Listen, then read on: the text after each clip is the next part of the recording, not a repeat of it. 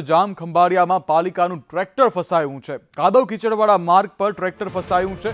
ધરમપુરના બેડિયા માર્ગ પર આ ટ્રેક્ટર ફસાયું હોવાનું સામે આવી રહ્યું છે, જ્યારે લોકોએ વિડીયો બનાવી અને આ ટ્રેક્ટરનો વિડીયો હાલ સોશિયલ મીડિયા પર વાયરલ કર્યો છે।